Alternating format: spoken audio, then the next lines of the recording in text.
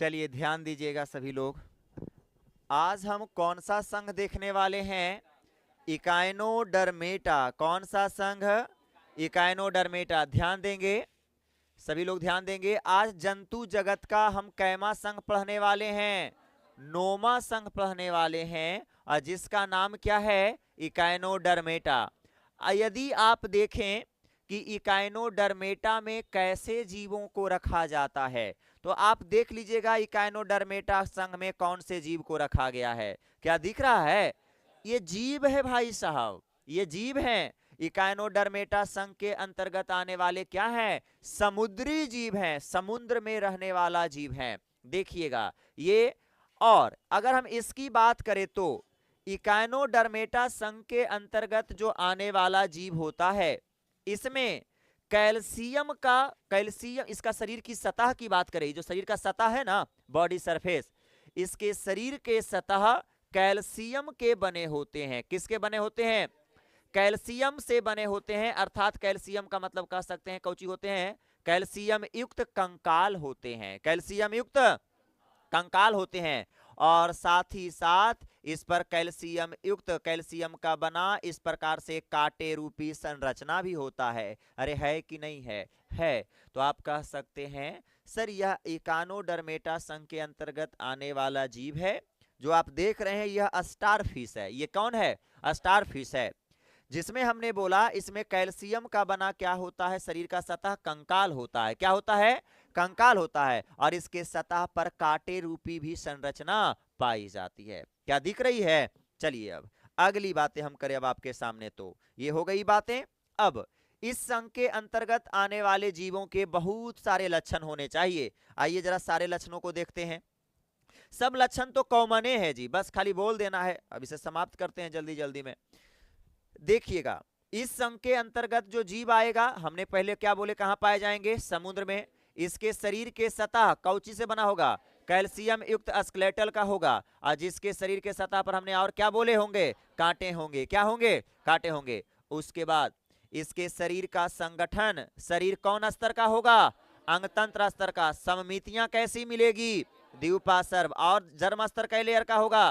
3 layer का होगा, triploblastic होगा। लेकिन एक छोटी सी बात याद रखना, यह इकाइनोडर्मेटा संघ के अंतर्गत जो जीव आता है, यह बचपन अवस्था में, बचपन अवस्था को कहेंगे लार्वा अवस्था में। कौन अवस्था में?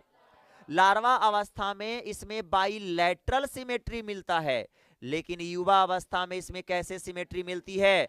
स्फेरिकल सिमेट्री मिलती है। बोले तो अरीय सममिति मिलती है। कैसी सममिति? कहने का मतलब हुआ, बाइलेटरल का मतलब हुआ कि जैसे कि कोई जीव है, अभी एकदम ताजे है, एकदम नए बन रहा है, लार्वा अवस्था में है। तो जब इसे आप सेंटर से काटोगे ना, सेंटर से काटोगे तो केवल कई भाग मिलेगा? 2 भाग ही बराबर मिलेगा, जब यह बचपन होगा तब। लेकिन जैसे ही युवा अवस्था में आएगा, मानिए कि युवा अवस्था में आ गया, और युवा अवस्था में आने के बाद इस जीव को अगर आप सेंटर से काटोगे तो इसके 2 भाग नहीं, प्रत्येक भाग क्या होंगे? बराबर होंगे। अर्थात हम कह सकते हैं इकाइनोडर्मेटा संघ के अंतर्गत आने वाले जीव के यदि लार्वा अवस्था में बात करें तो लार्वा अवस्था में कैसी सममिति मिलती है? द्विपार्श्व। कैसी सममिति? लेकिन युवा अवस्था में कैसी सममिति मिलती है? अरीय। कैसी सममिति? अरीय बोले तो क्या कहेंगे? स्फेरिकल। अरीय बोले तो क्या कहेंगे? स्फेरिकल। अगली बातें, नेक्स्ट बातें ध्यान रखिएगा।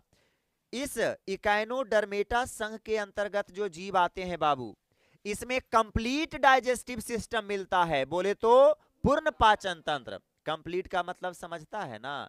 यदि कोई जीव का पाचन तंत्र मुंह से लेकर गुद्दा तक का भाग हो, मतलब मुंह से खाया, जहां से निकालना चाहिए वहां तक निकाले, अगर वहां तक रहे तो उसे कहते हैं पूर्ण पाचन तंत्र। क्या कहेंगे? पूर्ण पाचन तंत्र। और इस संघ के अंतर्गत जो जीव आता है, इसमें कंप्लीट डाइजेस्टिव सिस्टम होता है। इसका मतलब मुंह से लेकर गुद्दा तक का भाग होता है। कोई दिक्कत? चलिए अगली बातें, नेक्स्ट बातें, यह इंपॉर्टेंट होगा सबसे ज्यादा। इस संघ के अंतर्गत जो आने वाला जीव होगा, इसमें कौन संघ? इकाइनोडर्मेटा संघ के अंतर्गत जो जीव होगा, इसमें क्या पाया जाएगा? ये इंपॉर्टेंट बिंदु है। जल संवहन तंत्र। क्या पाए जाएंगे? जल संवहन तंत्र देखिएगा, हम आपके सामने बना रहे हैं, इकानोडर्मेटा संघ वाला जीव बना रहे हैं जी, समझिएगा। मानिए ये काइनोडर्मेटा संघ वाला क्या है, जीव है, स्टारफिश है। कौन है, स्टारफिश। चलिए हम आपके सामने ये दिखा दिए, ये हो गया स्टारफिश हो गया। तो इसमें पाया जाता है जल संवहन तंत्र। ये जो मानिए कि ऐसे करके आप मान जाइए कि ये वाला जो दिख रहा है ना निकलल निकलल, इसे तुम समझ जाओ जल संवहन तंत्र है। इसे क्या समझो, जल संवहन तंत्र है। क्या है जी, जल संवहन तंत्र है। और इस जल संवहन तंत्र के 3 काम होगा। पहला काम, ऐसे करके ये क्या करेगा, गमन करेगा, गति करेगा। दूसरा नंबर में भोजन को पकड़ने में, जैसे मानिए यहां पर यदि इसको भोजन दिख गया, यहां पर मानिए यदि इसको भोजन दिख गया, तो ये क्या करेगा, इस भोजन को ऐसे करके क्या कर लेगा, कैच कर लेगा। अरे पकड़ लेगा कि नहीं, गप देवर इसे क्या कर लेगा, पकड़ लेगा, और इस भोजन को क्या कर देगा जी, अंदर कर देगा। अरे करेगा कि नहीं करेगा, भोजन को पकड़ने में और साथ ही साथ श्वसन में भी क्या करेगा, मदद करेगा। तो आपको याद रख लेना है कि इकानोडर्मेटा संघ के अंतर्गत जो जीव आएंगे, इंपॉर्टेंट बिंदु ये है, उसमें क्या पाए जाएंगे, जल संवहन तंत्र। कौन संवहन तंत्र, जल संवहन तंत्र पाए जाएंगे। और यह जल संवहन तंत्र 3 काम करेगा। पहला कौची, गमन, चलने में मदद करेंगे। दूसरा नंबर भोजन पकड़ेंगे, और तीसरा नंबर में श्वसन करेंगे। 3 काम करेगा। अगली बातें, लेकिन अफसोस इस बात का है बाबू कि इसमें उत्सर्जन तंत्र बोले तो एक्सक्रेटरी सिस्टम पाया नहीं जाता है। एक्सक्रेटरी सिस्टम बोले जैसे किडनी विडनी, जैसे हमारे अंदर क्या है, एक्सक्रेटरी सिस्टम के अंतर्गत कौन आता है, किडनी है। किडनी का क्या काम है, हमारे ब्लड में जो भी कुछ खराब चीजें हैं, उस खराब चीजों को क्या कर लेना, छान लेना, और मूत्र के द्वारा क्या करवा देना, बाहर कर देना, किडनी का काम है। तो वह है उत्सर्जन अंग है। लेकिन इसमें उत्सर्जन अंग होबे नहीं करता, मतलब सिस्टम में नहीं है, इसमें गायब है। एक्सक्रेटरी सिस्टम क्या होते हैं, एब्सेंट होते हैं। लेकिन डाइजेस्टिव सिस्टम होता है, कंप्लीट होता है। अब कंप्लीट रहे से क्या फायदा बाबू, एक दिन पूरा कंप्लीट होता है, एक दिन पूरा साफ हो, तो एक दिन हाफ हो, समझ रहा बात को, तो एक दिन दिक्कत है। चलिएगा अगली बातें, हाँ इस संघ के अंतर्गत जो जीव आते हैं कैसे होते हैं, एक लिंगी होते हैं। एक लिंगी बोले तो यूनिसेक्सुअल होते हैं, या तो नर होंगे या तो, जैसे मानिए ये स्टार फिश है, तो या तो यह नर होगा या तो यह क्या होगा, मादा, एक लिंगी होगा। और निषेचन कैसा करेगा, एक्सटर्नल फर्टिलाइजेशन। जैसे कि मानिए ये वाला नर फिश है, और ये मानिए ये क्या है, मादा है। मादा बोले तो फीमेल मान लीजिएगा, भादा नहीं है, मादा है, ये मादा है। अब क्या करेगा, एक्सटर्नल फर्टिलाइजेशन करेगा। अब ये गैमेट मानो स्पर्म निकाल दिया, क्या निकाल दिया, स्पर्म निकाल के पानी में छोड़ दिया। अब ये भी क्या निकाल दी, ओवम निकाल दी, और निकाल के क्या कर दी, पानी में छोड़ दी। अब ये पानी जब हिलकोर मारेगा ना, तो ये स्पर्म और ओवम एक दूसरे जाके खच देवर निषेचन हो जाएगा, हो गया। अब इससे नया फिर जन्म ले लेगा, जैसे बाप माँ है वैसने बेटा जन्म लेगा, समझ रहा बात को। तो यहाँ पर निषेचन इंटरनल हुआ कि एक्सटर्नल हुआ, एक्सटर्नल। जबकि हम लोग में क्या होता है, इंटरनल होता है। हम लोग ऐसे करते हैं कि पत्नी मेरी ओवम बाहर निकाल दी बेंच पर ने, और हम भी उधर निकाल दिए स्पर्म, और दोनों आपस में मिला, बेंच पर से बच्चा ले चल गए। ऐसा है क्या, नहीं। हम लोग में होता है किस प्रकार का फर्टिलाइजेशन, इंटरनल। हम लोग अपने गैमेट को एक महिला के शरीर के अंदर इंजेक्ट करते हैं। चलिएगा ये हो गई कहानियां कंप्लीट, हो गया, यह समाप्त हो गया। अब इस संघ के अंतर्गत कौन कौन जीव आता है आप देख लीजिएगा, नाम क्या है सबका, सब समुद्र में रहेगा जी। अब देख लीजिए, कभी आपने देखे नहीं होंगे इस सब चीजों को, लेकिन देखिए ये तो जानते हैं, स्टार फिश तो इतना जानता है, स्टार फिश इकानोडर्मेटा संघ के अंतर्गत। शरीर का सतह कैल्शियम युक्त स्केलेटल होगा, होगा कि नहीं। और इसके बताओ कांटे होंगे कि नहीं होंगे। देखो ये सैंड डॉलर, इसको नहीं देखा होगा, हम अपने ने देखे हैं सैंड डॉलर। ये देखो तो फीदर स्टार जीव है बाबू, तोरा भले पौधा रियन लग रहा है, लेकिन ये जीव है। यहां देखो एकरा ई भी जीव है। ये ब्रिटल स्टार, ये भी क्या है, ब्रिटल स्टार, समुद्र में मिलेंगे, जीव है। हम लोग को मिलेगा तो कहेंगे लकड़ी का फट्टा उठाए, समझ रहा है। लेकिन ये क्या है, जीव है, समुद्र में मिलने वाले। कौन संघ के अंतर्गत रखा गया है, इकानोडर्मेटा। ये देखो ना भाई, सी और चीन, ये भी एक क्या है, इकानोडर्मेटा संघ के अंतर्गत आने वाला जीव है। ये सी का कंबर, समुद्री खीरा, खीरा के जैसा लगता है देखे में, और समुद्र में पाया जाता है, समझ रहा है बात को। तो यह सारे के सारे इकानोडर्मेटा, सारे के सारे इकानोडर्मेटा संघ के अंतर्गत आने वाले जीव हैं। इसका मतलब सर ये सभी में संवहन तंत्र पाए जाएंगे। अरे पाए जाएंगे कि नहीं? और काम कई को करेगा संवहन तंत्र? 3 चीज का। संवहन तंत्र का कितना काम? पहला कौची करेगा? गमन, दूसरा श्वसन, और तीसरा भोजन को पकड़ने में, तीसरा बस एक लिंगी होगा। और कैसा निषेचन होगा? बाह्य निषेचन होगा, बाहर में होगा निषेचन। ये हो गया, क्या हो गया जी? समाप्त। अब अगला संघ कौची है? देखिए कैसन कैसन आदमी है बताएं। मतलब ऐसा ऐसा हम चीज देख लेते हैं ना, तो तुमको अच्छा लगता है।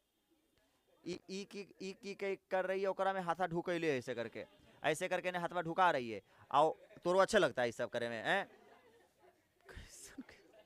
हाथ है, तुम लोग भी ऐसे करता है जी? काहे तुम लोग ऐसे करते रहती है आगे में बैठ के रे? एकदम और बढ़िया से करी कि आओ बढ़िया से ढुकाओ, कोई दिक्कत नहीं है। गजब आदमी हो। ध्यान दीजिए, हेमिकॉर्डेटा, ध्यान दीजिएगा। अब ये कैमा संघ है? हेमिकॉर्डेटा 10वां कैमा संघ है? 10वां संघ है। अब समझिएगा, ये थोड़ा सा इंपॉर्टेंट आपके लिए होगा। हेमिकॉर्डेटा संघ पढ़ रहे हैं, जंतु जगत का 10वां संघ है। इसमें भी जंतुओं को रखा गया, लेकिन कैसा जंतु को रखा गया समझिएगा। लेकिन सबसे पहले जानिए, हेमिकॉर्डेटा संघ के अंतर्गत जो भी जीव अभी है ना, वो सारे जीव को रखा गया था कौन संघ में? कॉर्डेटा संघ में रखा गया था। सारे जीव को कॉर्डेटा संघ में रख दिया गया था। अब रख दिए, स्टार्टिंग में हमको पता नहीं था तो हम सबको कह दिए मानव, सबको कह दिए मानव। लेकिन बाद में हमने देखा इसका भी आंख है, मेरा भी आंख है, इसका पैर, इसका हाथ, कह दिए सब मानव, सब मानव ही भाई, सब बोल दिए। लेकिन समय बीतता रहा, जब रिसर्च करते रहे तब जाके पता चला अरे साला तो मानव में दोनों में अंतर है। समझ रहे बात को? तो नहीं, आप नर रहिए, आप क्या रहिए? मादा। बस यही काम हुआ था। स्टार्टिंग में हेमिकॉर्डेटा संघ के अंतर्गत जो भी जीव आ रहा है, सारे जीव को किस में रख दिया गया था? कॉर्डेटा। कौन संघ में? कॉर्डेटा। बाद में पता चला कि भाई साहब कॉर्डेटा वाला लक्षण तो इस सब में नहीं है, तो उसे फिर निकाल के एक अलग संघ बनाया गया। कौन? हेमिकॉर्डेटा। बस इस बात को याद रखना। देखो हेमिकॉर्डेटा संघ के अंतर्गत जो जीव आता है बाबू, ऐसा जीव होता है। ये दिख रहा है, ये जीव है, देखो ना कैसा कैसा जीव है भाई साहब। ये आपका जीव है, लसीला लसदार जीव है एकदम। पानी में अगर तेल में छल के खाओगे तो मजा आ जाएगा। ये देखो, ये जीव है, कैसा जीव है बताओ तो, कैसन लगाओ देखे में? ये सब जीव है। क्लियर? ये कौन संघ के अंतर्गत आते हैं? हेमिकॉर्डेटा। कौन संघ के अंतर्गत? तो भाई साहब हेमिकॉर्डेटा संघ के अंतर्गत जो जीव आएगा सर, इसका लक्षण क्या होगा? तो आइए, इसका लक्षण क्या होगा? लक्षण शारीरिक संगठन किस स्तर का होगा? ये तो नॉर्मल है, जो पहले चलते आ रहा है। अंग स्तर का होगा। समितियां कैसी मिलेगी? द्विपार्श्व जर्म स्तर 3 का होगा। गुहा कैसा मिलेगा? वास्तविक। ये तो नॉर्मल है बाबू। अब हट के जो बातें हैं वो देखेंगे हम। इसमें हेमिकॉर्डेटा संघ के अंतर्गत जो जीव आते हैं, इसकी संरचना किसके समान होता है? कृमि के जैसा। किसके जैसा?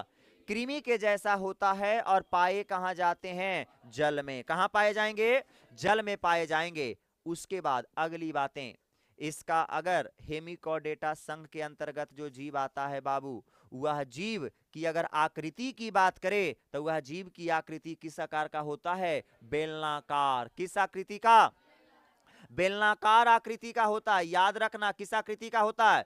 बेलनाकार आकृति का होता है। और इसके 3 भाग होते हैं। कै भाग? 3 भाग। ऊपर वाला भाग को सुंड कहते हैं। क्या कहते हैं? और नीचे वाला भाग को भुरकुंड कहते हैं। क्या? ले, सुंड, भुरकुंड, सुरकुंड, क्यों बोलेंगे? कितना अच्छा लगा बोले में। ये नाम नहीं है। ऊपर वाला भाग को कहते हैं सुंड, ऊपर वाला भाग को। अब बीच वाला भाग को कहते हैं कॉलर, बीच वाला भाग को कॉलर। और नीचे वाला भाग को कहते हैं वच। क्या बोलेंगे? वच। याद रखना, ऊपर वाला भाग सुंड, ऊपर वाला भाग, बीच वाला भाग कॉलर, बीच वाला भाग, और तीसरा वाला भाग वच। तीसरा भाग सुंड, कॉलर, सुंड, कॉलर। ये कौन संघ के अंतर्गत रहने वाले जीव के भाग है? हेमिकॉर्डेटा। किसके संघ के अंतर्गत? अब देखो बाबू, इसके सुंड वाला भाग में, सुंड ऊपर वाला ऐसा ऐसा नाम है। इसके सुंड वाला भाग में एक ग्लैंड पाया जाता है, जिस ग्रंथि का नाम क्या है? सुंड ग्रंथि। कौन ग्रंथि? सुंड ग्रंथि पाया जाता है। और यह शुंड ग्रंथि कौची में मदद करता है? उत्सर्जन में। कौची में? उत्सर्जन में। उत्सर्जन करने में क्या करता है? मदद। जैसे कि कोई चीज खराब इसके अंदर बनेगा तो उसे निकालने में क्या करेगा? मदद करेगा। कौन वाला भाग? शुंड वाला भाग। अब कहिएगा कॉलर वाला भाग ना बताइए पहले सर। तो यदि कॉलर वाला भाग की अगर बात करें तो ध्यान दीजिएगा, कॉलर वाले भाग में पाया जाता है अविकसित रज्जुकी। बोले तो अनडेवलप्ड नोटोकॉर्ड। Undeveloped notochord. जैसे कि मानिए हम लोग सभी जानते हैं कि मेरे यहाँ कोई चुट्टी काट रहा है, इधर काट रहा है, कोई इधर भोंक रहा है, तो ये सारे का सिग्नल जा रहा है मेरू रज्जू के पास। अरे आ रहा है ना? ये मेरू रज्जू एकदम पूरा तार है जी, पूरा गले एकदम 11,000 वाला वोल्टेज गया है। ये वाला उठ के कहां पर ये जुड़ा है? ब्रेनवा से। कहां से जुड़ा है? ब्रेन से। जैसी कोई चुट्टी इधर काटा, घंधवर सिग्नल कहां चला गया? इस तार के पास। ये सिग्नल कहां भेज दिया? यहाँ पास। तो याद रखना, मेरू रज्जू के ऊपर में एक हार्ड लेयर लगा होता है, उसे क्या कहते हैं? नोटोकॉर्ड। उसे क्या कहते हैं? नोटोकॉर्ड रज्जुकी कहते हैं। एक कठोर भाग होते हैं मेरू रज्जू पर, उसे क्या कहते हैं? नोटोकॉर्ड। और हेमिकॉर्डेटा संघ वाला जीव जो होता है ना, उसके मेरू रज्जू वाला पर नोटोकॉर्ड तो पाया जाता है, लेकिन कैसा होता है? अविकसित होता है। क्या होता है? आप औरत तो हैं, लेकिन आप विकसित हैं क्या? नहीं है, अभी आप अविकसित हैं। तो उसी प्रकार से मेरू रज्जू के ऊपर में नोटोकॉर्ड होते हैं, लेकिन वो क्या होता है? अविकसित होता है। और अविकसित नोटोकॉर्ड को क्या कहते हैं? अस्टोमोकॉर्ड। क्या बोलेंगे? अस्टोमोकॉर्ड। ये याद रखना, ये सबसे ज्यादा इंपॉर्टेंट इस संघ का सबसे इंपॉर्टेंट बिंदु है। बताओ अनडेवलप्ड नोटोकॉर्ड को क्या बोलेंगे? अस्टोमोकॉर्ड। क्या बोलेंगे? अस्टोमोकॉर्ड कहेंगे।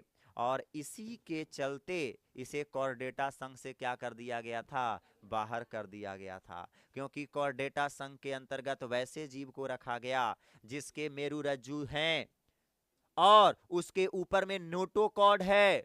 अविकसित ना, एकदम विकसित नोटोकॉर्ड है। लेकिन इसमें देखा गया, बाद में रिसर्च किया गया तो बोला विकसित है ये नहीं यार, अविकसित है, इसलिए उससे क्या कर दिया गया? निकाल दिया गया। हालांकि आप निकाल रहे हैं चाहे रख रहे हैं, उससे इस जीव को कोई फर्क नहीं पड़े वाला है, लेकिन हम लोग निकाल रहे हैं, ढुका रहे हैं, कर रहे हैं। समझ रहे बात को? तो हम लोग उससे क्या कर दिए? निकाल दिए। बात समझ में आया? तो इस बात को याद रखना है। तो सबसे पहले बताइएगा, हेमिकॉर्डेटा संघ के अंतर्गत आने वाले जीव के कितने भाग? 3 भाग। कितने भाग?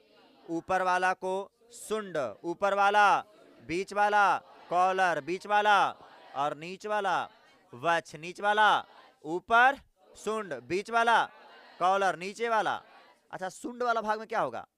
शुंड ग्रंथि। शुंड वाला भाग में कौची में मदद करेगा? उत्सर्जन में। कॉलर में क्या होगा? कॉलर वाला भाग में होगा अनडेवलप्ड नोटोकॉर्ड। अविकसित, अविकसित रज्जुकी होगा सर, जिसे आप क्या कहोगे? अस्टोमोकॉर्ड। क्या कहोगे? अस्टोमोकॉर्ड। बस ये याद रख लेना है। एक और 2 बिंदु छोटी छोटी बातें हैं इस संघ का, ये देख लेते हैं। हाँ, इस संघ के अंतर्गत जो जीव आते हैं बाबू, इसमें परिवर्धन की अगर बात बोले, विकास की बात करें, तो कैसा विकास होता है? अविकसित, अप्रत्यक्ष होता है। कैसा विकास? एक होता है प्रत्यक्ष विकास, एक होता है अप्रत्यक्ष। हम आपको बताए थे दोनों में अंतर। प्रत्यक्ष, जैसे हम लोग का विकास कैसा हुआ है? प्रत्यक्ष हुआ। जिस समय हम लोग जन्म लिए थे उस समय भी मानव हैं, मानव थे कि नहीं थे? मानव के जैसा थे। और आज जब इतना बड़े हो गए हैं तो कि हाथी जैसा लग रहे हैं, देखें मानव के ही जैसा लग रहे हैं, लग रहे हैं कि नहीं लग रहे हैं? तो बताओ यह एक क्या है? आप कहिएगा सर डायरेक्ट वृद्धि है, प्रत्यक्ष वृद्धि है, प्रत्यक्ष विकास है। अरे है कि नहीं है? लेकिन पता चला कोई जीव ऐसा है जो स्टार्टिंग में अलग प्रकार के रहा। पता चला कि हम लोग का स्टार्टिंग में जन्म हुआ और कदुआ एकदम लोहड़ाल बोखड़ाल अजीब जैसा है एकदम, और जैसी जैसी बड़ा हुए एक मानव जैसा हो गए। तो ये प्रत्यक्ष विकास हो रहा है कि अप्रत्यक्ष हो रहा है? और इस संघ में वैसे जीव को रखा जाएगा जिसका विकास अप्रत्यक्ष होगा। तो बताओ हम लोग रह सकते हैं इस संघ में? नहीं, हम लोग में प्रत्यक्ष होता है। तो याद रखिएगा, जैसे कि आप देखिएगा यहाँ पर, देखिए बचपन अवस्था में ये जीव आपको दिख रहा है, या जीव का देखो जब बचपन अवस्था में, बचपन अवस्था को लार्वा अवस्था कहते हैं, देखो लार्वा अवस्था में ऐसा लग रहा है, देखने में लग रहा है। और देखो जब बड़ा हुआ तो युवा अवस्था में देखो ऐसा लग रहा है देखने में। बताओ तो क्या ये दोनों की आकृति एक समान लग रही है? वृद्धि तो हुआ है लेकिन आकृति एक समान है नहीं। तो ऐसा विकास, ऐसा वृद्धि क्या कहलाएगा? अप्रत्यक्ष। क्या कहलाता है? तो वही हम कह रहे हैं कि हेमिकॉर्डेटा संघ के अंतर्गत आने वाले जो जीव होते हैं उसमें उसमें किस प्रकार का वृद्धि देखने को मिलता है? अप्रत्यक्ष। कैसा वृद्धि? अप्रत्यक्ष वृद्धि देखने को मिलता है। अर्थात इनके जीवन में कौन अवस्था पाई जाती है? लार्वा पाई जाती है ना, लार्वा अवस्था पाई जाती है, जिसे हम क्या कहते हैं? टोनोरिया लार्वा। क्या कहते हैं? टोनोरिया लार्वा, जिसे हम क्या बोलेंगे? टोनोरिया लार्वा कहेंगे। क्या कहेंगे? टोनोरिया लार्वा कहेंगे, जिसे हम क्या बोलेंगे? टोनोरिया लार्वा। अगली बातें ध्यान में रखिएगा। अब नेक्स्ट बातें याद रखिएगा। अगली बातें क्या याद रखिएगा? इसमें किस प्रकार का परिसंचरण तंत्र होगा जी? बंद परिसंचरण तंत्र। किस प्रकार का परिसंचरण तंत्र होगा? बंद होगा। बोले तो क्लोज ब्लड सर्कुलेटरी सिस्टम होगा, बंद परिसंचरण तंत्र होंगे। इसका मतलब नसों में ब्लड बहेगा। किसमें ब्लड बहेंगे? नसों में ब्लड बहेंगे, अर्थात बंद रक्त परिसंचरण होंगे। कोई दिक्कत? और इसमें श्वसन के लिए क्या पाए जाएंगे? क्लोम पाए जाएंगे। जिस प्रकार से हम लोग में श्वसन के लिए फेफड़ा, मछलियों में गलफड़ा, उसी प्रकार से हेमिकॉर्डेटा संघ के अंतर्गत आने वाले जीव में श्वसन के लिए क्या पाए जाएंगे? क्लोम पाए जाएंगे। जीव कैसा होगा? एक लिंगी होगा। और निषेचन कैसा होगा? बाह्य निषेचन। कैसा होगा? उदाहरण इसके याद रख लीजिएगा। दो गो बेलना जैसा आकृति होता है, इसीलिए याद रख लेना। हेमिकॉर्डेटा संघ के अंतर्गत आने वाले जीव जो होते हैं, याद रखिएगा, बेलैनोग्लोसस। क्या बोलोगे? याद रख लेना नाम, बेलैनोग्लोसस। बेलैनोग्लोसस। बेलना जैसा होता है, बेलैनोग्लोसस। अगला क्या हो जाएगा? साइकोग्लोसस। दो गो याद रख लेना, बेलैनोग्लोसस, साइक्लोग्लोसस। बोलोगे? क्या बोलोगे? बेलैनोग्लोसस, साइक्लोग्लोसस। बेलैनोग्लोसस। कोई दिक्कत यहाँ तक? तो पहले हमें ये बताओ, हेमिकॉर्डेटा संघ में जो जीव अभी के समय में मिल रहा है, वो सारे जीव को पहले कौन संघ में डाला गया था? कॉर्डेटा। कौन संघ में? फिर अच्छा हटा काहे दिया गया? तो आप कहिएगा उसमें अविकसित क्या था? नोटोकॉर्ड, इसलिए हटाया गया सर। बहुत खूब। उसके बाद अगली बातें, हेमिकॉर्डेटा संघ के अंतर्गत इंपॉर्टेंट बात को बोल रहे हैं, बाकी नॉर्मल समय तो मैचे कर रहा है। हेमिकॉर्डेटा संघ के अंतर्गत जो जीव आता है, इस कितने भाग में बटा होता है? ऊपर वाला भाग शुंड, बीच वाला नीचे वाला। अच्छा, शुंड वाला भाग में क्या पाया जाता है? शुंड ग्रंथि। उसका क्या काम है? उत्सर्जन में मदद करना, उत्सर्जन में। उसके बाद कॉलर वाला भाग में क्या पाए जाते हैं? अविकसित नोटोकॉर्ड। अविकसित नोटोकॉर्ड पाए जाते हैं, जिसे क्या कहते हैं? अस्टोमोकॉर्ड। क्या कहते हैं? बहुत खूब। क्या बोलेंगे? अस्टोमोकॉर्ड कहते हैं। बस यही दो गो बिंदु था बाबू। खाली एक चीज और बता देना, इसमें परिवर्धन कैसा होता है? प्रत्यक्ष की अप्रत्यक्ष? मतलब लार्वा अवस्था में अलग प्रकार के और युवा अवस्था में अलग प्रकार की आकृति होती है। और बताओ, इसमें जो ब्लड का परिसंचरण होगा, नसों में होगा कि खुला में होगा? नसों में होगा। बोले तो बंद परिसंचरण तंत्र मिलेगा। श्वसन कौची से करेगा? उदाहरण बस याद रख लीजिएगा, बेलैनोग्लोसस और कौची? साइक्लोग्लोसस। हो गया कहानी समाप्त। अब कौन संघ पढ़ेंगे? 11वां कॉर्डेटा। और इसी संघ के अंतर्गत आएंगे हम लोग। समझ रहा है? इसी का था इंतजार। इस संघ में आएंगे हम लोग, बड़े बड़े बुद्धिजीवी जानवर आएंगे, होशियार वाले जानवर आएंगे, दिमग्गर वाले जानवर आएंगे। समझ रहा है? और इस संघ में कैसे जीव को रखा जाएगा? जिसमें नोटोकॉर्ड कौची अकाल्पनिक होगा, वास्तविक वाला होगा। अनडेवलप होगा? नहीं, डेवलप्ड होगा। वैसे जीव को हम पढ़ेंगे। और इसके पढ़ने के बाद क्या हो जाएगा? चैप्टर खत्म। उसके बाद 2 चैप्टर आपको स्टार्ट होंगे बउआ। 2 चैप्टर आप हमको कंप्लीट करना है, सेल और बायोमॉलिक्यूल्स। ये दोनों चैप्टर क्लास 12th में, बायोमॉलिक्यूल्स तो पूरा का पूरा केमिस्ट्री है बउआ। केमिस्ट्री में क्लास 12th में बायोमॉलिक्यूल पढ़ोगे, हम क्लास 11th में जतोरा पढ़ा देंगे। समझ रहा है बात को? तो आप सभी लोग सेल और बायोमॉलिक्यूल, ये दोनों बहुत इंपॉर्टेंट चैप्टर है और दोनों को हमें समाप्त करना है। समझ रहा है? उसके बाद आप आ जाएंगे 12th की ओर बढ़ जाएंगे। कंप्लीट कहानियां आपके हम एक एक चीजों करके समाप्त कर दिए हैं बाबू। चलिए अब सबसे पहले हेडिंग मारिए और लिखिएगा जरा। बस अब ये खाली कुछ दिन चलेगा। एक लास्ट संघ है, बड़ा संघ है, जो भी बचा है वो बड़ा संघ है, थोड़ा सा 2-3 दिन चलेगा। इकानोडर्मेटा। मारिए हेडिंग।